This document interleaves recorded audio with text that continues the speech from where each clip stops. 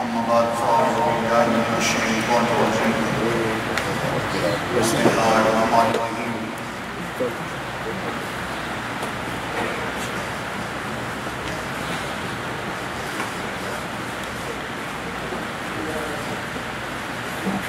آج آپ سب لوگوں نے پہلے بارے کی تلاوت جو ہے وہ سماعت فرمائی. میں آج جو پڑھا گیا اس پہ کوئی گفتگو نہیں کروں گا. میں صرف آج تراویح پہ تھوڑی سی گفتگو ہے, اس کو بڑے دھیان سے سب لوگوں نے سننا ہے. پہلے حدیث سن لیجیے اور ذہن میں یہ بٹھا لیجیے کہ تراویح اور تہجد یہ دونوں علیحدہ علیحدہ نمازیں ہیں, ایک نہیں ہیں. بخاری شریف میں اور مسلم شریف میں یہ حدیث ہے. اس حدیث کو سننے کے بعد آپ پہ واضح ہو جائے گا کہ تراویح اور تہجد علیحدہ علیحدہ ہیں. ان عائشہ ام المؤمنین رضی اللہ عنہا ان رسول اللہ صلی اللہ علیہ وسلم صلی ذات لیلۃ فی المسجد فصلی بصلاۃہ الناس. حضور صلی اللہ علیہ وآلہ وسلم ایک دن بی بی عائشہ صدیقہ فرماتی ہیں مسجد میں نفل نماز آپ نے پڑھی تو لوگوں نے بھی آپ کے ساتھ نماز پڑھی. فصلی بصلاۃہ الناس, ناس مینز لوگوں نے بھی نماز پڑھی. ثم صلی من القابلۃ فقصر الناس, دوسرے دن حضور نے پھر رمضان المبارک میں دوسرے دن پھر باہر آئے گھر سے مسجد میں نماز پڑھائی, لوگ پہلے دن سے زیادہ تھے. ثم اجتمعوا من اللیلۃ الثالثۃ او الرابعۃ, پھر حضور صلی اللہ علیہ وآلہ وسلم تیسری یا چوتھی رات پھر آئے. تو جب لوگوں اتنی کثرت سے لوگ ہو گئے رمضان میں کہ مسجد میں جگہ کم پڑ گئی, چوتھی رات حضور آئے ہی نہیں, آپ تشریف نہیں لائے گھر سے باہر. جب صبح ہوئی تو حضور صلی اللہ علیہ وآلہ وسلم صبح کی نماز کے لیے تشریف لائے. فلما اصبح قال قد رأيت الذي صنعتم ولم يمنعني من الخروج إليكم إلا أني خشيت أن تفرض عليكم وذلك في رمضان. حضور فرماتے ہیں کہ میں نے دیکھا جو تم نے کیا اور مجھے تمہارے پاس آنے سے صرف اس اندیشے نے روکا کہ کہیں یہ نماز تم پر فرض نہ کر دی جائے, تو میں اس لیے چوتھے دن نہیں آیا. تو یہ یاد رکھیے کہ تہجد کی نماز رمضان کے علاوہ بھی پڑھی جاتی ہے. یہ تراویح جو ہے یہ صرف ماہ رمضان میں ہے, یہ رمضان کے علاوہ نہیں ہوتی. اس لیے لوگ آپ کو شک میں ڈال دیتے ہیں کہ تہجد اور تراویح ایک ہے. نہیں, حضور نے تیسرے دن اس کو مسجد میں پڑھائی نہیں, آپ گھر سے باہر ہی نہیں نکلے. تو تہجد جو ہے یہ حضور پر فرض ہے. ہم پر 5 نمازیں فرض ہیں, حضور پر 6 نمازیں فرض ہیں. وَمِنَ اللَّيْلِ فَتَهَجَّدْ بِهِ نَافِلَةً لَكَ, حضور پر ایک نماز ایکسٹرا فرض ہے, وہ ہے تہجد کی نماز. تو یہ تراویح جو ہے یہ صرف رمضان میں ہوتی ہے. اب کچھ مسئلے سن لیجیے پھر دعا مانگتے ہیں. یہ جو تراویح ہے یہ اس کی نماز سنت موقدہ ہے, کنفرمڈ سننا. آپ نے اگر جان بوجھ کر چھوڑ دی تو آپ کو سرزنش ہوگی اس کے بارے میں.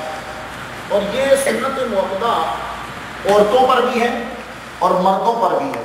یعنی یہ نہیں ہے کہ عورتیں نہیں پڑھیں گی تراویح اور صرف مرد پڑھیں گے, نہیں, مرد بھی پڑھیں گے عورتیں بھی پڑھیں گی, دونوں پر. اور جماعت کے ساتھ پڑھنا سنت کفایہ ہے. یہ ٹیکنیکل چیزیں ہوتی ہیں بڑی اسٹڈی کے بعد, لیکن آپ کے ذہن میں ہونا چاہیے. 9-10 سال ہو گئے آپ کو سنتے ہوئے. یہ سنت کفایہ ہے جماعت, جو بھی جماعت ہوئی ہے. کوئی بندہ یہ چاہے نہیں یار میں تراویح جو ہے نا وہ پڑھ لوں گا, چلو مولوی کو چھوڑو, نہیں, یہ سنت کفایہ ہے. اب سنت کفایہ کیا ہوتی ہے کہ اگر آپ لوگوں نے مسجد میں نہ ادا کی تو پوری حیرت قومتی کے سارے گناہ گار ہو جائیں گے. اس کو کہتے ہیں سنت کفایہ. جیسا کہ آپ نماز جنازہ پڑھتے ہوئے کہتے ہو فرض کفایہ. اگر تمہاری کمیونٹی میں سے کوئی آ گیا تو سارے چھوٹ گئے, اگر کوئی نہ آیا تو پورے پھنس گئے, سب کے سب گناہ گار. تو یہ سنت کفایہ ہے, آپ کو جماعت کے ساتھ ادا کرنی ہے. اب آپ پوچھ سکتے ہو کہ یہ ضروری کیسے ہو گئی؟ جب حضور نے 3 دن پڑھی تو ہم کیوں 30 دن پڑھتے ہیں؟ یہ سوال سوال ہے کہ حضور نے پڑھی تراویح 3 دن، ہم پڑھتے ہیں 30 دن 29 دن، ایسا کیوں ہے؟ تو سنیے، حضور نے اس لیے آگے نہیں پڑھی کہ تم پر فرض نہ ہو جائے، لیکن اس کے بعد صحابہ نے کبھی نہیں چھوڑی۔ حضرت عمر رضی اللہ تعالیٰ عنہ ایک دن تشریف لائے، آپ نے دیکھا کہ ماہ رمضان المبارک کے اندر 2 بندے ادھر تراویح پڑھ رہے ہیں، 2 بندے ادھر پڑھ رہے ہیں، 3 بندے ادھر ہیں، ایک مولوی صاحب کے پیچھے پڑھ رہے ہیں 5-6۔ آپ نے ایک دن ہونے لگی یہ کیا پوری مسجد میں کوئی 2 ادھر 3 ادھر؟ آپ نے فرمایا ابی ابن کعب سے، وہ حافظ قرآن تھے، کہا کل جب تراویح کا وقت ہوگا تو تراویح جو ہے وہ تم پڑھاؤ گے، تمہارے پیچھے سامع ہوگا، اور یہ سارے اور جتنے سن رہے ہو تم سارے صحابہ سے کہا تم اس ایک امام کے پیچھے کل تراویح پڑھو گے۔ تو حضرت عمر رضی اللہ تعالیٰ عنہ نے ایک لا بنا دیا کہ اس جیسا قانون دان پوری دنیا میں نہیں، نہ پیدا ہوا نہ پیدا ہوگا۔ آپ نے ایک لا بنا دیا، سب کو ایک امام کے پیچھے کھڑا کر دیا۔ دوسرے دن جب آپ تراویح کے وقت تشریف لائے تو آپ نے کہا نعم البدع، سبحان اللہ، کیا اچھی بدع ہے کہ سارے لوگ ایک امام کے پیچھے تراویح ادا کر رہے ہیں۔ اب ہوتا کیا تھا، عشاء کی نماز پڑھاتے تھے حضرت عمر، تراویح پڑھاتے تھے ابی ابن کعب، وتر پڑھاتے تھے جماعت سے حضرت عمر۔ سن لیا آپ نے، یہ چیزیں دماغ میں بٹھا لیجیے۔ مسائل معلوم ہو تو گفتگو کرنا آسان ہوتی ہے، نہ معلوم ہو تو بندہ جانوروں کی طرح چپ ہو جاتا ہے، سمجھتا ہے شاید ہم جھوٹے۔ حضرت عمر پڑھاتے، اب وتر آپ رمضان کے علاوہ جماعت سے نہیں پڑھتے، خود پڑھتے ہو اور نکل جاتے ہو۔ یہاں ابھی آپ نے میرے پیچھے جماعت کے ساتھ پڑھے، تو یہ اجماع ہے کہ وتر جو ہے یہ جماعت کے ساتھ پڑھے جائیں گے۔ حضرت عمر رضی اللہ تعالیٰ عنہ نے رمضان المبارک میں پڑھائے۔ اب عورتوں پر بھی تراویح، آپ پر بھی تراویح، یہ سنت موقعہ ہے، لازمی یعنی کنفرم سننا ہے۔ اگر آپ کی مس ہو جاتی ہے تراویح تو دوسرے دن آپ قضا نہیں کریں گے۔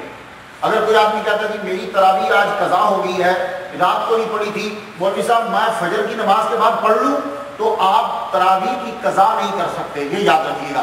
تراویح کا ٹائم عشاء سے شروع ہوتا ہے اور صبح فجر، طلوع فجر تک۔ طلوع فجر کسے کہتے ہیں؟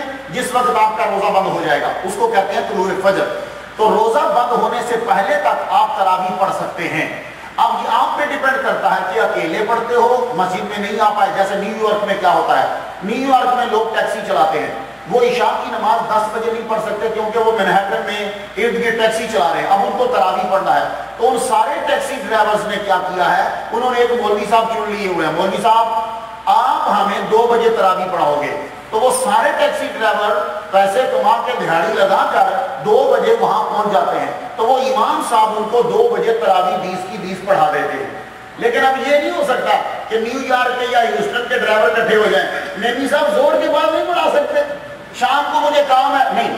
تو تراویح کا جو ٹائم ہے وہ عشاء کے بعد شروع ہو جائے گا اور فجر، طلوع فجر کے بیچ میں رہے گا، اس کے بیچ میں آپ کسی وقت بھی پڑھ سکتے ہیں۔ اب ایک اور مسئلہ سن لیجیے، تراویح جب آپ پڑھنے کے لیے آئے ہیں تو عشاء کی نماز اگر آپ نے وتر پڑھ لی ہے تو وتر کے بعد بھی تراویح پڑھ سکتے ہو، وتر سے پہلے بھی تراویح پڑھ سکتے ہو۔ یہ مسئلہ ذہن میں رکھنا۔ ہوتا کیا ہے کہ کبھی کبھی ایسا ہوتا ہے کہ آدمی کو چاند کی اطلاع نہیں ملتی اور وہ وتر پڑھ چکا ہوتا ہے، تو اب بعد میں پتا چلا چاند تو دکھ گیا، جیسے آج دیکھا آپ نے پوری دنیا میں اب چاند دکھا، تھا تو دکھا، کل تھا ہی نہیں۔ ہمارے کیپٹن صاحب ہیں، وہ پائلٹ ہے، جمعہ پڑھا انہوں نے، کہنے لگے نیوی صاحب، انہوں نے بات مجھے کہنے لگے میں کل جہاز لے کے اوپر پھرتا رہا، امان میرے کو بتا رہا ہے وہ پائلٹ اوپر پھرتا رہا، نیچے تو چاند ملا نہیں، سر اوپر چڑھا دیا ہو۔ تو وہ ہمارا پائلٹ مقتدی جہاز لے کر بیچارہ اوپر پھرتا رہا پر اس کو چاند نہیں ملا، ملتا تب جب ہوتا۔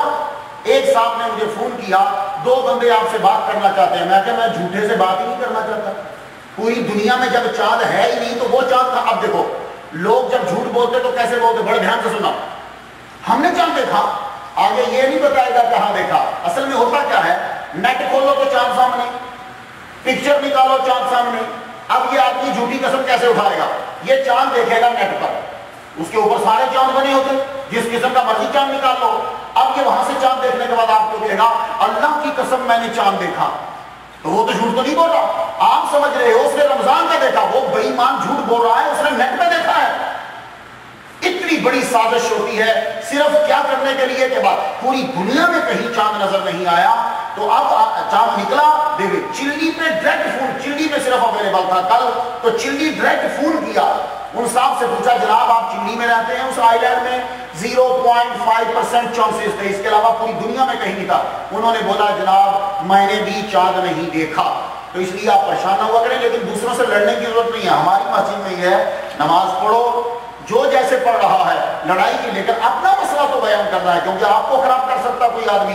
تو آپ ذہن میں رکھیں کہ چاند جو ہے وہ کل تھا ہی نہیں, آج ہوا, اب انشاءاللہ الرحمن سلسلہ جو ہے وہ چلتا رہے گا. تو تراویح جو ہے وہ آپ لوگ گھر میں, عورتیں جو ہیں مس ہو جائیں تو گھر میں بھی پڑھ لیجئے, لیکن ایک بات یاد رکھیے کہ تراویح ہیں کتنی. اب میں پڑھنے لگا, یہ بھی ذہن میں رکھ لیجئے, وَأَخْرَجَهُ الْأَسْقَلَانِي فِي التَّلْخِيصِ, امام اسقلانی رحمہ اللہ سے بیان کرتے ہیں, آپ نے فرمایا انہو صلی بالناس 20 رکعتا لیلتین, محمد مصطفیٰ صلی اللہ علیہ وآلہ وسلم نے لوگوں کو 20 رکعت تراویح پڑھائی ہیں. اس لیے آپ کے پاس ٹائم نہیں ہے تو الگ بات ہے, لیکن یہ بھگڑ بازی مت کرو کہ 8 تراویح پڑھنی ہے, میں آج 8 پڑھوں گا. 8 پوری دنیا میں ہیں ہی نہیں. اگر آپ کو مجھ پہ یقین نہیں تو مکہ شریف چلے جائیے, نہیں یقین تو رضی صاحب کو کال کیجیے, وہ تو وہیں بیٹھے ہوئے ہیں, پوچھو کہ 20 ہوئی کہ نہیں ہوئی, بولے کہ 20 ہوئی. تو مکے میں 20, مدینہ شریف میں 20, ہر امام نے پڑھی 20, ہر صحابی نے پڑھی 20. کوئی صحابی ایسا دکھا دیجئے جس نے 8 پڑھی ہوں. حضرت عمر رضی اللہ تعالیٰ عنہ, حضرت عثمان غنی رضی اللہ تعالیٰ عنہ, حضرت مولا علی رضی اللہ تعالیٰ عنہ, ان کے بعد چاروں امامت ائمہ سارے کے سارے, کوئی ایک سنگل بھی ایسا نہیں ہے کہ جس نے. آپ کے پاس ٹائم نہیں تو الگ بات ہے, لیکن اب اپنی بات سنیے تو ختم کرتے, ٹائم ہو گیا. حضور صلی اللہ علیہ وسلم نے فرمایا ایک سجدہ کرنے سے 1 ڈگری, 1 پوزیشن رینک آدمی کا بڑھ جاتا ہے, اور 1 سجدہ کرنے سے 1 گناہ معاف ہو جاتا ہے. اب آپ کی تراویح میں کتنی رکعتیں ہیں؟ 20. سجدے کتنے ہوں گے؟ 1 رکعت میں 2 سجدے ہوتے. اس کو ضرب دے لیجئے, میرا خیال 40 بن جائیں گے. 40 سجدے آپ کی 20 تراویح میں بنے. اب جو آپ میں بیٹھا ہوا ہے رب کا منظور نظر ہے, ورنہ آپ مسجد میں نہیں آ سکتے. آپ مسجد میں آئے ہو, ابھی رات کو آپ پر اللہ خصوصی نظر کرے گا. میں نہیں کہہ رہا, میں جھوٹ بول سکتا ہوں. محمد صلی اللہ علیہ وسلم نے فرمایا کہ رمضان کی جو پہلی رات ہے اللہ اپنے بندوں پر خصوصی محبت کی نظر فرماتا ہے, اور جس پہ نظر کر دے پھر اس کو کبھی عذاب نہیں دیتا. تو آج آپ کا تراویح پڑھنا اس بات کی دلیل ہے کہ رب نے تمہیں چنا اور تم پہ نظر کی ہے. اور سنو, 40 سجدے, یہ تمہاری امریکہ کی ریسرچ ہے پوری, لیکن مختصر سنا رہا ہوں.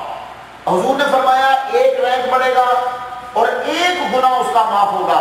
تو باقی میں سجدوں کی بات نہیں کر رہا, جس نے ابھی 20 تراویح پڑھی ہیں 40 گناہ معاف ہوئے اور 40 درجے اللہ کی بارگاہ میں اس کے بڑھ گئے, باقی نمازیں چھوڑ کر. اس لیے ساری نفل پڑھنے کی کوشش کرو اس کے اندر. یہ تراویح جو ہیں قیامت کے دن تمہارے لیے باعث بخشش, اور اس میں قرآن سننا. اور آپ جتنے سجدے کرو گے, سن لو آج کا لیکچر اگر آپ نے سنا ہوگا, یہ انڈیا کے نہرو صاحب تھے, بڑا مشہور وزیر گزرا ہے انڈیا کا. آپ کو معلوم ہے وہ اپنا دماغ تیز کرنے کے لیے کیا کرتا تھا, وہ آدھا گھنٹہ الٹا لٹکتا تھا, یوں نیچے سر کر کے ٹانگیں اوپر کر کے وہ یوں پریکٹس کرتا تھا. آپ میں سے بڑے بندے جو اسٹڈی والے وہ جانتے ہوں گے. کیوں؟ وہ نہرو کہتا تھا کہ خون جو ہوتا ہے پمپ یہاں ہے, یہ بلڈنگ اوپر ہے, یہاں سے پانی اوپر نہیں چڑھتا, بڑی مشکل ہوتی ہے. تو پانی اوپر تب چڑھے گا جب یہ ڈاؤن ہو, اور دماغ کو خون کی ضرورت ہے. اس لیے ذہین لوگ روٹی کم کھاتے ہیں, کیونکہ جب وہ روٹی کھائیں گے زیادہ تو خون جائے گا نیچے, دماغ سوچے گا نہیں. اس لیے جو آدمی فل سیر ہو اس کا دماغ ڈل ہوتا ہے, کام ہی نہیں کرتا, اس کا دماغ کام نہیں. اور جب بھوکا ہوتا ہے سارا خون یہاں چڑھتا اوپر, اس کا دماغ تیزی سے کام کرتا. اب وہ نہرو کیا کرتا تھا, الٹا لٹکتا تھا, الٹا یوں جاتا, سر نیچے ٹانگیں اوپر کر کے کتنی دیر تک رہتا کہ خون یہاں جائے اور میرا دماغ تیز ہو, اس لیے کہ خون کا پریشر یہاں نہیں ہوتا. ہمیں دیکھو محمد صلی اللہ علیہ وسلم نے کتنی زبردست نماز دی, اور اس نماز میں سجدہ دلوایا. اس سجدے میں جب ہوتے ہو تو پہلی ایسی کنڈیشن ہے زبردست کہ جس میں ہاتھ اوپر برین نیچے, اور ہاتھ جب پمپ کرتا ہے بلڈ کو تو بلڈ جو ہے وہ تیزی کے ساتھ آپ کے دماغ کی طرف جاتا ہے.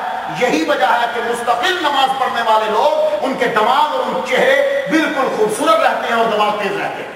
تو آپ لوگ تراویح اور نمازیں, اور سن لیجئے, من قام رمضان ایمانا و احتسابا غفر له ما تقدم من ذنبه, جو اللہ کی رضا کی خاطر رمضان کی راتوں میں قیام کرتا ہے اللہ تعالیٰ اس کے پچھلے گناہ معاف فرما دیتا ہے. اے اللہ ہمارے صغیرہ کبیرہ گناہوں کو معاف فرما. کھڑے ہو جائیں گے, 2 شعر اس کے بعد دعا پڑھیں گے.